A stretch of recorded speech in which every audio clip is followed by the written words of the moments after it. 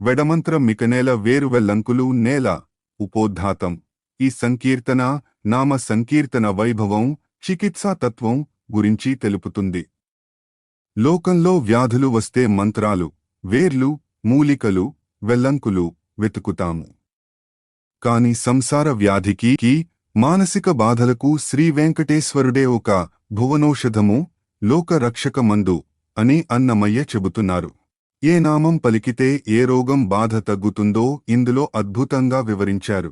తెలుగు సారాంశం: ఇక పనికిరాని మంత్రాలు, చెట్ల వేర్లు, మూలికలు ఎందుకు? ఈ భూమిని మోసే ఆ శ్రీహరియే మాకు లోకమంతటికీ పనికివచ్చే మందు.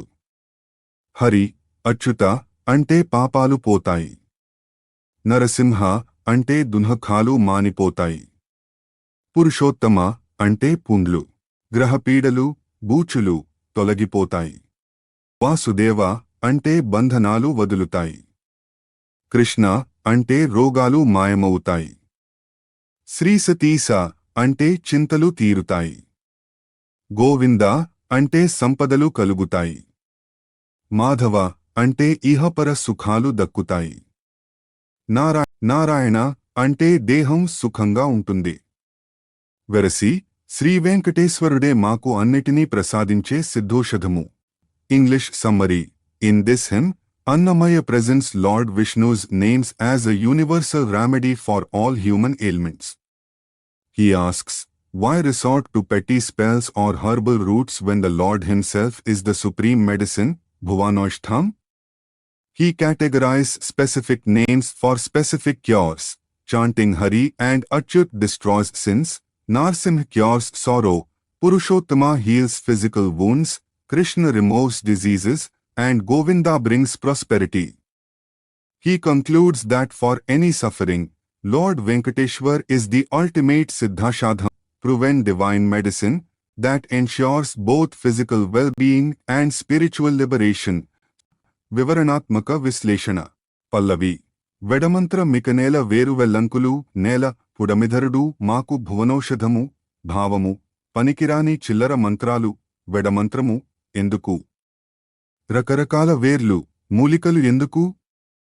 భూమిని ధరించే ఆ స్వామియే మాకు ప్రపకి మేలు చేసే గొప్ప మందు. వివరణ: బాహ్య చికిత్సల కంటే అంతర్గత దైవచింతన గొప్పదని అన్నమయ్య ఉద్దేశ్యం. చరణం 1: హరి ఎచ్యుత అంటే ననగు పాపములు, నరసింహ యని అంటే నాటిన దుఃఖములు మాను, పురుషోత్తమ అంటే పుండ్లు బూచులు మాను, పరమౌషధ మీతడే పాటింప మాకు. భావము: హరి, అచ్యుత అని స్మరిస్తే పాపాలు అణిగిపోతాయి. నరసింహ అంటే పాత దుఃఖాలు కూడా పోతాయి. పురుషోత్తమ అంటే శరీరానికి తగిలిన పుండ్లు, మానసిక భయాలు, బూచులు తగ్గుతాయి. మా దృష్టిలో ఆయనే శ్రేష్టమైన మందు. వివరణ: నామస్మరణ వల్ల కలిగే మానసిక, శారీరక ప్రశాంతతను ఇక్కడ ప్రస్తావించారు.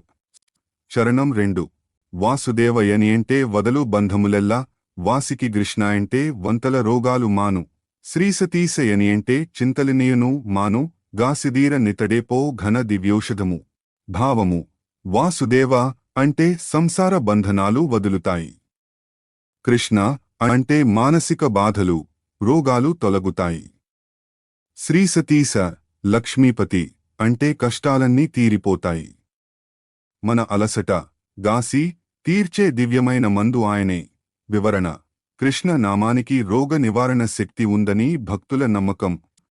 చరణం 3: గోవిందాయని అంటే గూడును సంపదలు, ఈవల మాధవ అంటే నిహము పరముజేరు, దేవనారాయణ అంటే దేహము సుఖియే యుండు, శ్రీ వెంకటేశుడే మాకు సిద్ధోషధము. భావము: గోవింద అంటే ఐశ్వర్యాలు కలుగుతాయి. మాధవ అంటే ఈ లోకంలోనూ పరలోకంలోనూ మేలు జరుగుతుంది. నారాయణ అంటే శరీరం ఆరోగ్యంగా, సుఖంగా ఉంటుంది. మొత్తానికి శ్రీ వెంకటేశ్వరుడే మాకు అన్ని రోగాలను నయం చేసే సిద్ధోషధము. వివరణ: భౌతిక సంపద నుండి మోక్షం వరకు అన్నీ దైవనామం ద్వారానే లభిస్తాయని ముగింపు. తాత్విక విశ్లేషణ: ఈ కీర్తన నామోషధ సిద్ధాంతం పై ఆధారపడి ఉంది. నామ సంకీర్తన మహిమ: కలియుగంలో దైవనామమే అన్నిటికీ పరిష్కారమని శాస్త్రాలు చెబుతున్నాయి. అన్నమయ్య దాన్ని వైద్య పరిభాషలో వివరించారు. విశ్వాసమే మందు. మందు పనిచేయాలంటే నమ్మకం ఎంత ముఖ్యమో, దైవనామం ఫలితం ఇవ్వాలన్నా భక్తి అంతే ముఖ్యమని అంతరార్థం. సర్వరోగ నివారిణి. శారీరక వ్యాధులకే కాక పాపం, దుఃఖం, భయం వంటి మానసిక వ్యాధులకు కూడా దైవమే పరిష్కారమని చెప్పడం ఈ కీర్తనలోని గొప్పతనం. మహినింతటివారు ఓ మనవారు. ఉపోద్ఘాతం. ఈ సంకీర్తన ప్రపత్తి, శరణాగత వైభవం గురించి తెలుపుతుంది. లోకంలో ఎందరో మనుషులు ఉండవచ్చు, కాని అన్నమయ్య దృష్టిలో మనవారు అంటే కేవలం భగవద్భక్తులే. పుట్టుక, చావుల భయం కర్మలను దాటినవారు, మాయను గెలిచినవారే అసలైన ప్రపన్నులని, వారు మోక్షానికి రాజమార్గాన్ని నిర్మించారని ఈ కీర్తనలో వివరించారు. తెలుగు సారాంశం: ఈ భూమి మీద ఇంతటి గొప్ప మహిమలు కలవారు, మనకు అత్యంత ఆత్మీయులు ఎవరైనా ఉన్నారంటే వారు భగవంతుని శరణు వేడిన ప్రపన్నులే. వారు జనన మరణాల భయాన్ని జయించిన విజేతలు. కర్మలనే దట్టమైన అడవిని నరికి జ్ఞానమనే వెలుగును చూసినవారు. ధైర్యంతో మాయ అనే చీకటిని ఎదిరించి పారద్రోలిన ధీరులు. దుఃఖభరితమైన సంసార సాగరాన్ని దాటి అవతలి ఒడ్డుకు చేరినవారు.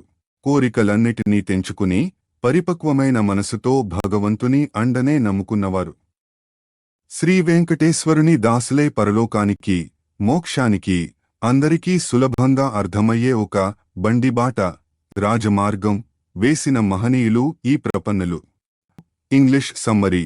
In this hymn, Annamaya extols the greatness of Prapannas, those who have surrendered completely to God. He considers them the true kinfolk of humanity because of their spiritual achievements. He describes them as conquerors of the fear of birth and death, and as brave souls who have cleared the dense forest of karma. They are courageous enough to dispel the darkness of Maya and cross the ocean of worldly existence. With matured minds free from desires, they rest in God's protection. Ultimately, as devotees of Lord Venkateshwar, they have carved a wide, accessible car track, highway, to salvation for others to follow. వివరణాత్మక విశ్లేషణ. పల్లవి. మహినింతటివారు ఓ మనవారు, బహు మహిమలవారు ప్రపన్నులు. భావము. ఈ ప్రపంచంలో ఇంతటి గొప్ప మహిమలు గలవారు, నిజంగా మనకు సంబంధించిన వారు ఎవరైనా ఉన్నారంటే వారు ప్రపన్నులే, శరణాగతులే. వివరణ. భౌతిక సంబంధాల కంటే ఆధ్యాత్మిక సంబంధమే గొప్పదని, భక్తులందరూ ఒకే కుటుంబమని అన్నమయ్య భావం. చరణం 1. జయమంది జనన పుజరామరణముల భయము లేనివారు ప్రపన్నులు. క్రియలెల్ల నుడిగి మూగిన కర్మపుటడవి బయలుచేసినవారు ప్రపన్నులు. భావము. పుట్టుక, ముసలితనం, చావు అనే చక్రం నుండి విజయం పొంది మృత్యు భయం లేనివారు ప్రపన్నులు. తాము చేసేల వల్ల, క్రియల వల్ల చుట్టుముట్టిన కర్మలనే దట్టమైన అడవిని నరికి జ్ఞానమనే ఖాళీ ప్రదేశాన్ని, బయలు సృష్టించుకున్నవారు వారు. వివరణ. కర్మ బంధాలను తెంచుకోవడం అడవిని నరకడంతో పోల్చబడింది. జ్ఞాని కర్మ ఫలాలకు అతీతుడు. చరణం 2. ధీరులై మాయంధకారంబునెదిరించి పారదోలినవారు ప్రపన్నులు. సారమైన సంసార సాగరాము పారము గన్నవారు ప్రపన్నులు. భావము. మాయ అనే గాఢాంధకారాన్ని ధైర్యంతో ఎదిరించి దాన్ని తరిమికొట్టిన ధీరులు వారు. ఆకర్షణీయంగా కనిపిస్తూనే ముంచేసే ఈ సంసార సముద్రాన్ని దాటి తీరానికి, పారము చేరినవారు ప్రపన్నులు. వివరణ. మాయను చీకటితో, సంసారాన్ని సముద్రంతో పోల్చారు. ఈ రెండింటినీ దాటడం కేవలం శరణాగతి వల్లే సాధ్యం. చరణం 3. అండ నిన్నిటాయదనసి యాసలెల్ల తెగగోసి పండిన మనసువారు ప్రపన్నులు. దండిగా శ్రీ వెంకటేశు దాసులై పరముతోవ బండిబాట చేసినారు ప్రపన్నులు. భావము. భగవంతుని అండనే సర్వస్వంగా భావించి తృప్తి చెంది లోకంలోని ఆశలను తెగనరుక్కున్నవారు వారు. వారి మనసు పరిపక్వమైనది, పండిన మనసు. శ్రీవేంకటేశ్వరునికి గొప్ప దాసులై మోక్షానికి వెళ్లే దారిని ఒక వెడల్పైన బండిబాటలాగా సుగమం చేసిన మహానుభావులు వారు. వివరణ. బండిబాట అనే పదం ఇక్కడ చాలా కీలకమైనది. పూర్వపు భక్తులు తద్వారా సామాన్యులకు కూడా మోక్ష మార్గాన్ని సులభతరం చేశారని అన్నమయ్య కృతజ్ఞతతో చెబుతున్నారు. తాత్విక విశ్లేషణ. ఈ కీర్తన వైష్ణవ ప్రపత్తి సిద్ధాంతాన్ని ప్రతిబింబిస్తుంది. సత్సంగం ప్రపన్నులను మనవారు అనడం ద్వారా భక్తుల సాంగత్యం యొక్క ప్రాముఖ్యతను వివరించారు. నిర్భయత్వం భగవంతుని నమ్మినవాడికి చావు భయం ఉండదు. పరముతోవ బండిబాట మోక్షమనేది ఏదో అగమ్యగోచరమైన రహస్యం కాదు. భక్తి మార్గంలో అది అందరికీ అందుబాటులో ఉన్న రాజమార్గమని అన్నమయ్య భరోసా ఇచ్చారు. సర్వజ్ఞత్వము వెదకగనొల్లను ఉపోద్ఘాతం ఈ సంకీర్తన ఆచార్య నిష్ఠ వినయ లక్షణం గురించి తెలుపుతుంది. నేను అంతా తెలిసినవాడిని, సర్వజ్ఞుడిని కావాలని అనుకోవడం కూడా ఒక రకమైన అహంకారమేనని అన్నమయ్య హెచ్చరిస్తున్నారు. సర్వజ్ఞత్వం తన ఆచార్యునిదేనని, తను కేవలం ఆ స్వామి శేషభూతుడనని, దాసుడనని భావించడమే పరమ విజ్ఞానమని ఇందులో వివరించారు. వాదోపవాదాల కంటే నిశ్చల స్థితి గొప్పదని ఈ కీర్తన ప్రబోధిస్తుంది. తెలుగు సారాంశం: నేను అన్నిటినీ తెలిసినవాడిని కావాలని కోరుకోను, దేనిని సందేహించను. నా ఆచార్యుడే సర్వజ్ఞుడు, ఆయన సేవలో మిగిలిన శేష ప్రసాదమే నా జీవనాధారం. విజ్ఞాన మార్గాలను శోధించి ఇతరులకు బోధించే పెద్దరికం నాకు వద్దు. తెలుసుకునేవాడు ఆచార్యుడే, ఆ తెలివి, జ్ఞానం భగవంతుడే. తెలివి లేని స్థితిలో ఉండటమే నా విజ్ఞానం. శాస్త్రాలను చదివి పరులతో వాదించి గెలవాలని నేను అనుకోను. చదివేవాడు గురువే, చదువు నాలో ఉన్న అంతర్యామియే. అహంకారాన్ని వదిలి అందరితో కలసి ఉంటూ శ్రీవేంకటేశ్వరుని కరుణతో నా ఆచార్యుడే సర్వాధికారి అని నమ్మి ఉన్న స్థితిలో తృప్తిగా ఉండటమే నా లక్ష్యం. English summary. In this profound hymn, Annamaya emphasizes the importance of surrendering one's ego to the teacher, Acharya. He rejects the desire to be an all-knowing scholar or a preacher who seeks to correct others. He believes that true wisdom lies in realizing that the Acharya is the real knower and the Supreme Lord is the knowledge itself. He avoids debating scriptures for the sake of victory, acknowledging that the inner voice of God is the true teacher. Ultimately, he renounces the ego of being an authority and places all power in the hands of his Guru and Lord Venkateshwar, seeking peace in a state of silent equanimity. వివరణాత్మక విశ్లేషణ. పల్లవి. సర్వజ్ఞత్వము వెదకగనొల్లను సందేహింపగనొల్లను, సర్వజ్ఞుండును నాచార్యుండే సర్వశేషమే నా జీవనము. భావము. నేను సర్వజ్ఞుడిని, అన్నీ తెలిసినవాడిని, కావాలని ఆశించను, దేని గురించి అనుమానపడను. నా ఆచార్యుడే అన్నీ తెలిసినవాడు. ఆయనకు సేవ చేసి ఆయన అనుగ్రహంతో లభించే శేషమే జ్ఞానమో ప్రసాదమో నా జీవితం. వివరణ. భక్తుడు తనకంటే తన గురువును గొప్పగా భావించడం ఇక్కడ కనిపిస్తుంది. చరణం 1. ఎలగగనొల్లము విజ్ఞానపుగతి ఎరుకలు నేమిటు శోధించి ఎడిగి ఇతరులను బోధించదమను ఈ పెద్దరికము నొల్లము. ఎడిగేటివాడును యాచార్యుండే ఎరుకయు సర్వేశ్వరుడే. ఎరుకయు మలపును మానివుండుటే ఇదియేపో మా విజ్ఞానము. భావము. గొప్ప విజ్ఞాన మార్గాలను శోధించి మాకు అంతా తెలుసు అని ఇతరులకు బోధించే పెద్దరికం మాకు వద్దు. అసలు తెలివి కలవాడు ఆచార్యుడు. ఆ తెలివి స్వరూపం పరమాత్మ. ఏమీ తెలియని స్థితి, మరుపు, అంతా తెలుసు అనే స్థితి, ఎరుక రెండింటినీ వదిలి నిర్గుణంగా ఉండటమే మా జ్ఞానం. వివరణ. ఇక్కడ అన్నమయ్య పాండిత్య ప్రకర్షను, ఈగో ఆఫ్ స్కాలర్షిప్ ఖండించారు. చరణం 2. చదువగనొల్లము సకల శాస్త్రములు సారెకు సారెకు శోధించి చదివి పరులతో యుక్తివాదములు జగడము గెలువగనొల్లము. చదివేటివాడును నాచార్యుండే చదువును నాయంతర్యామే. చదువుకు చదువమికియు దొలగుటే నా సాత్విక భావమే నా తెలివి. భావము. శాస్త్రాలను పదే పదే చదివి ఇతరులతో వాదనలు, యుక్తివాదాలు చేసి జగడాల్లో గెలవాలని నేను కోరుకోను. చదివే శక్తినిచ్చేవాడు గురువు. ఆ చదువుకు అర్థం నాలో ఉన్న అంతర్యామి. చదివాము అనే గర్వం, చదవలేదు అనే లోటు లేని సాత్విక స్థితిలో ఉండటమే నా అసలైన తెలివి. వివరణ. విద్య అనేది వినయం కోసం ఉండాలి కాని వాదనల కోసం కాదని అన్నమయ్య ఉద్దేశ్యం. చరణం 3. అన్నిటికినీ నే నధికారిననేడి యహంకారము నొల్లను, కన్నుల జూచుచు నందరితో నే గాదని తొలగానొల్లను. మన్నన శ్రీ వెంకటేశ్వరు కరుణను మాయాచార్యుడే అధికారి. ఉన్న రీతినే అస్థినాస్తులకు నూరకుండుటే నా తలపు. భావము, నేను అన్నిటికీ అధికారిననే అహంకారం నాకు వద్దు. అందరినీ సమానంగా చూస్తూ ఎవరికీ దూరంగా ఉండాలని నేను అనుకోను. శ్రీ వెంకటేశ్వరుని కరుణ వల్ల మా ఆచార్యుడే సర్వానికి అధికారి. సత్యం, అసత్యం, అస్తినాస్తి అనే గొడవలకు పోకుండా ఉన్నది ఉన్నట్లుగా అంగీకరిస్తూ మౌనంగా ఉండటమే నా కోరిక.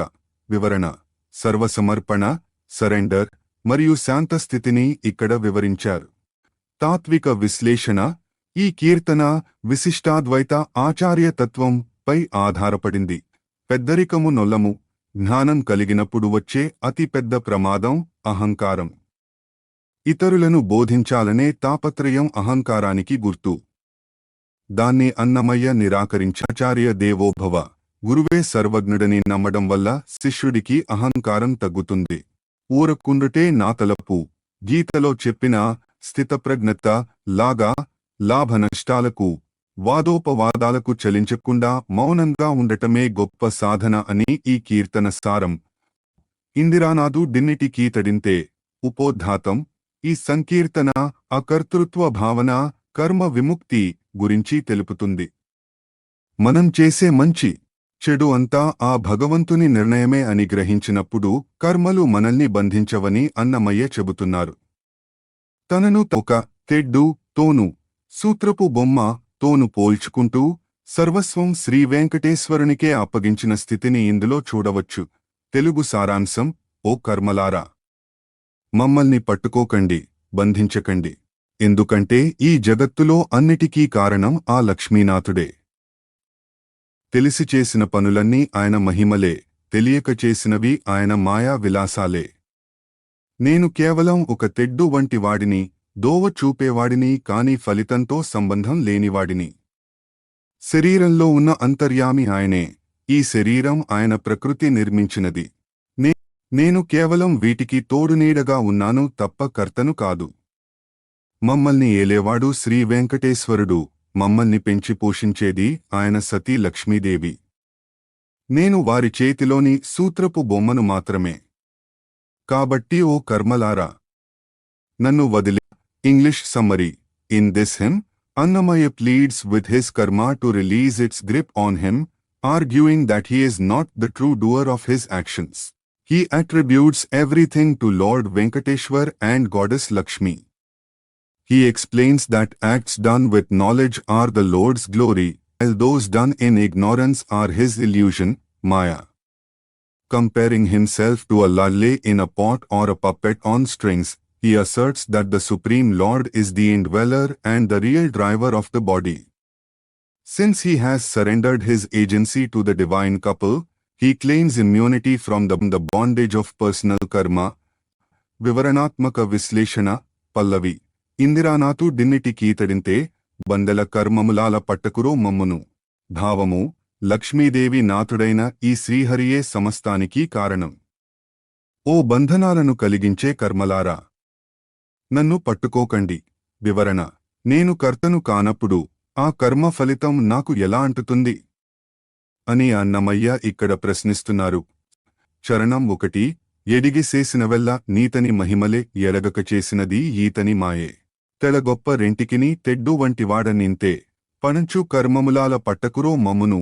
భావము, జ్ఞానంతో తెలిసి నేను చేసిన మంచి పనులన్నీ ఆయన మహిమలే. అజ్ఞానంతో తెలియక నేను చేసిన పొరపాట్లన్నీ ఆయన మాయే. ఈ రెండింటికి నేను కేవలం ఒక తెడ్డు వంటివాడిని మాత్రమే. ఓ కర్మలారా, నా జోలికి రావద్దు. వివరణ: వంట చేసేటప్పుడు తెడ్డు పదార్థాలను కలుపుతుంది కాని ఆ రుచి తెడ్డుకు అంటదు. అలాగే నేను కూడా ఒక నిమిత్తమాత్రుడిని అని భావం. చరణం 2: కాయము లోపలివాడు ఘనుడొక్కడితడే, కాయ మీతని ప్రకృతి కల్పితమింతే, తోయరాక రెంటికిని తోడునీడైతినింతే, బాయటి కర్మములాల పట్టకురో మమ్మును. భావము, ఈ శరీరంలో కాయము నివసించే గొప్పవాడు అంతర్యామి ఆయనే. ఈ శరీరం ఆయన మాయా ప్రకృతి వల్ల ఏర్పడినది. నేను ఈ రెండింటి మధ్య కేవలం తోడునీడలా ఉన్నాను తప్ప నాకంటూ స్వతంత్రం లేదు.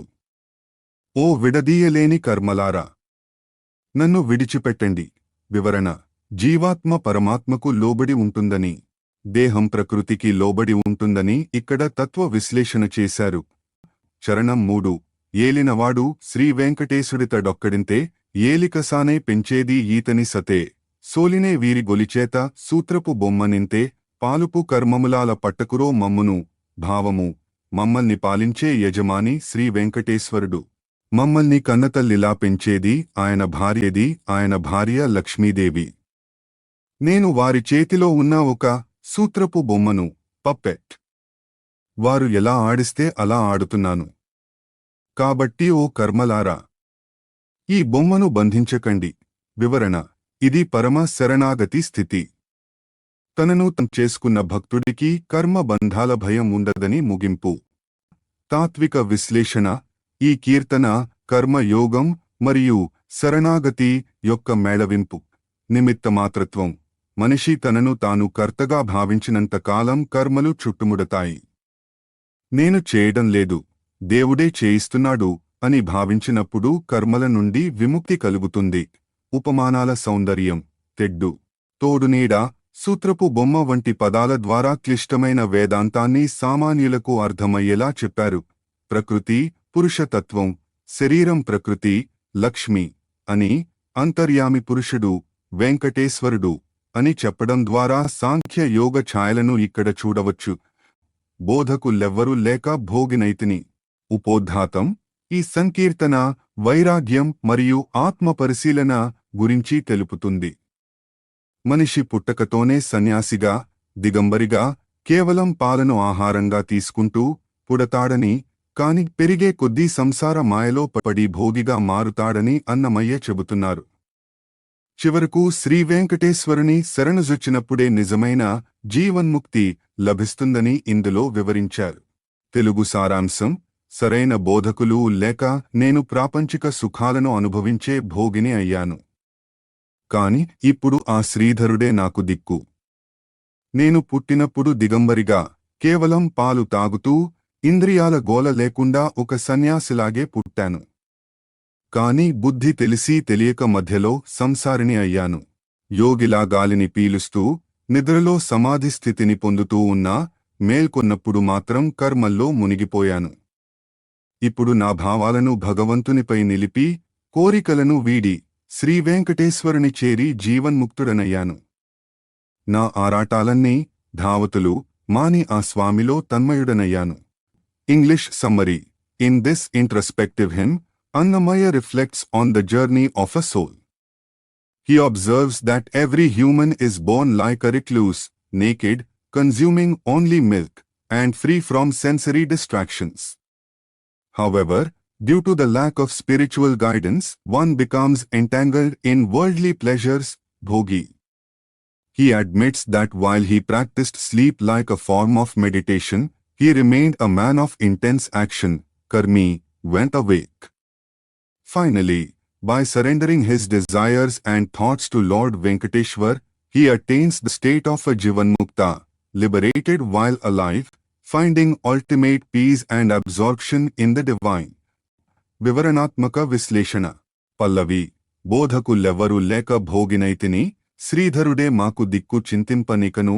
భావము: నాకు సరైన జ్ఞానాన్ని బోధించేవారు లేక ఈ లోక సుఖాలలో మునిగిపోయే భోగిని అయ్యాను. ఇక మీదట చింతించను, ఎందుకంటే ఆ శ్రీమన్నారాయణకు దిక్కు. వివరణ: గురువు లేని విద్య గుడ్డిదన్నట్లు, సరైన మార్గదర్శకత్వం లేకపోతే మనిషి మాయలో పడతాడని అన్నమయ్య ఇక్కడ అంగీకరిస్తున్నారు. చరణం 1. పట్టి దిగంబరినై పాలే యాహరము చేసి, తొట్టిన పంచేంద్రియముల తోవ విడిచి, పుట్టితి సన్యాసినై బుద్ధెడిగి నెరగక, అట్టే నడుమ సంసారి నైతి నేను. భావము: నేను పుట్టినప్పుడు వస్త్రాలు లేని దిగంబరిని, కేవలం పాలు మాత్రమే ఆహారంగా తీసుకున్నాను. అప్పుడు ఇంద్రియాల గోల లేదు. అలా సన్యాసిలా పుట్టి కూడా బుద్ధి పెరిగే కొద్దీ మాయలో పడి మధ్యలో సంసారిని అయ్యాను. వివరణ: పసిబిడ్డ మనస్తత్వం సన్యాసి మనస్తత్వంతో సమానమని, పెరిగే కొద్దీ వచ్చే అహంకారమే సంసార బంధమని అన్నమయ్య చమత్కరించారు. చరణం 2. గచ్చుల నన్నీ మలచిగాలే ఆవటించుకుని, అచ్చపు పరమ ఏకాంత సమాధి, నిచ్చలు నిద్రాభ్యాస నిర్మల యోగినైతి ఖర్చుపెట్టి మేలుకుని ఘన కర్మినైతి భావము లోకపు పోకడలన్నీ మరిచి కేవలం గాలిని పీలుస్తూ నిద్రలో ఒక రకమైన సమాధి స్థితిని పొందే యోగిలా ఉన్నాను. కాని నిద్ర లేవగానే మళ్లీ పట్టుదలతో పనులు చేసే కర్మిని, సంసారిని అయిపోతున్నాను. వివరణ: నిద్రను యోగ సమాధితో పోల్చారు. నిద్రలో మనిషికి ఏ కోరికలు ఉండవు, కాని మేల్కొనగానే మళ్లీ మాయా జగత్తులోకి ప్రవేశిస్తాడని భావం. చరణం 3. భావము పారవిడిచి బ్రహ్మండమెల్ల నిండి వేవేలు గోరికల వేడుక తోడా జీవన్ముక్తుడనైతి శ్రీ వెంకటేశ్వరు జేరి ధావతులు ఇన్నియు మాని తన్మయుడనైతి. భావము: నా మనసును ప్రాపంచిక విషయాల నుండి మళ్లించి బ్రహ్మాండమంతా నిండి ఉన్న పరమాత్మపై నిలిపాను. వేలాది కోరికలను వదిలి శ్రీ వెంకటేశ్వరుని శరణు కోరి జీవన్ముక్తుడనయ్యాను. ఇన్ని రోజులు పడ్డ ఆరాటాలన్నీ విడిచిపెట్టి ఇప్పుడు ఆ స్వామి ధ్యానంలో తన్మయత్వం పొందుతున్నాను. వివరణ: సాధన ద్వారా మనసును నియంత్రించి భగవంతునిలో లీనం కావడమే పరమార్థమని ముగింపునిచ్చారు. తాత్విక విశ్లేషణ: ఈ కీర్తన వైరాగ్య బోధకు ఒక చక్కని ఉదాహరణ. సహజస్థితి: మనిషి పుట్టుకతోనే నిర్మలుడు. మధ్యలో వచ్చే ఆశలు, కోరికలే మలినాలు. నిద్ర, సమాధి, అన్నమయ్య నిద్రను ఒక తాత్విక కోణంలో చూశారు. అజ్ఞానంతో కూడిన నిద్ర కాకుండా పరమాత్మలో లీనమయ్యే స్థితిని ఆయన ఆకాంక్షించారు. జీవన్ముక్తి: బతికి ఉండగానే బంధాల నుండి విముక్తి పొందడం. జీవన్ముక్తి అనేది కేవలం శ్రీ వెంకటేశ్వరుని కృప వల్లే సాధ్యమని ఈ కీర్తన ప్రబోధిస్తుంది.